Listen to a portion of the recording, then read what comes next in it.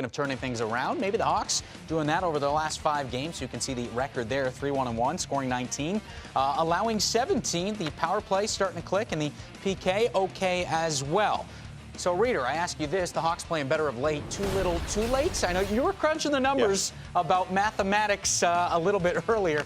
What do you think about the Hawks? Is it just too far of a gap to climb over now? Yeah, I don't have my calculator with me, so I can't sit and say hold on. Come on, Reader. Mathematic work. Don't try to game up. Tell the people what you're doing earlier. So you look at it, they're 12, 19, It was like a beautiful mind 2 hours ago. So this is how my mind works, and a lot of people in the game, you think the same thing. You're 7 games below 500. You played 37. Am I right here? 37 games. You're 7 games below 500. What are you going to get in the playoffs? You're going to need 96 points to 98 points. So an 82-game schedule, 96 is you have to be 12 over, or 14 over gives you 96. So if you want to be 96, which I don't even think got you in last year, so that's 14 games over. This is like the meeting. I love it. So it's 14 games over, exactly. It's 14 awesome. games over. You're 7 games under right now. So that means you need to be 21 games over, in that 19 to 21 games over 500, which means if you've got, what do we have, 45 games remaining. Yep.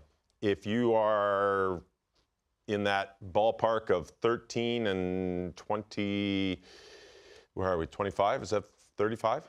Yeah. Anyhow. I like it.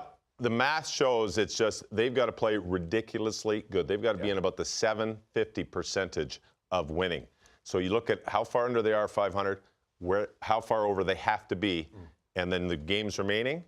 That's crazy winning percentage. The top teams in the league don't win at that percentage. Now, if they do it, good for them. They're in. But mathematically, and again, I didn't do math much past high school. So mathematically, when I do my math, I'm like, wow, that's a tough one. For the best teams in the league to play at that level, that's a tough one. So for the Chicago Blackhawks, the hole might just be a little too deep. Second wild card out west. Avs last year got in with 95 points. So a couple hours ago, Reader had the calculator, supercomputer, abacus. He was going, and you just said it's an uphill climb. Probably improbable. Yeah. What is the mindset of the leaders on this team who have won the 3 cups, and now they're going through a stretch of games like they're going through right now? Well, I mean, knowing those guys, they're all frustrated, but they're all highly professional, every one of them. Attention to detail is what really has allowed them all to be great players and impact players and also winners. So they're doing all those same things on a day-to-day basis, which if you're a young player or a middle-aged player that's come into the Blackhawks, you can't help but learn from that. And if you don't, then that's on you, because you're getting all the examples of what it takes to be a successful NHLer. So, of course, this is a steep decline from who they are, where they've been, how esteemed they are as a team. But Jonathan Toews, Patrick Kane, of course, Seabrook, Keith, all those guys do things the exact same way from a professional standpoint. And they're going to approach every single game, every workout, all those things that they do that make them who they are. They'll continue doing them. It's just that there's a frustration about the fact that it's been a kind of a steep decline by way of their excellence and standards. How about having a game like the Winter Classic on your schedule when you're going through a season like this? Maybe it's something you can circle on the calendar, and that's your season right there, kind of thing. Well, it is.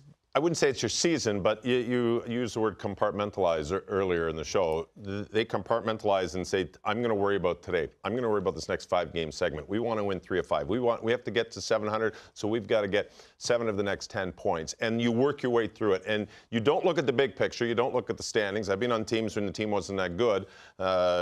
You flip the standings around so that in the locker room, you're actually near the top when you're near the bottom. So your psyche is, hey, you know what? We just need to worry about what we need to do now, not what we need to do in February or where we're going to be at the end of March. And that's where the Blackhawks are.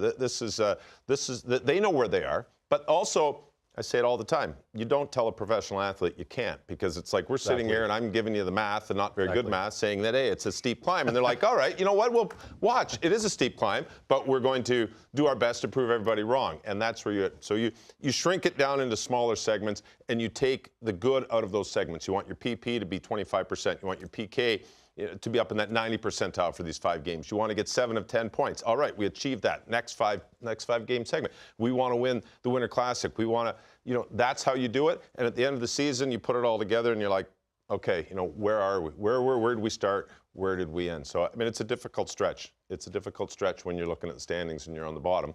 But, they will make the best of it. They're too good. I mean, their players are too good. They're too professional. You said it, Weeksy. No.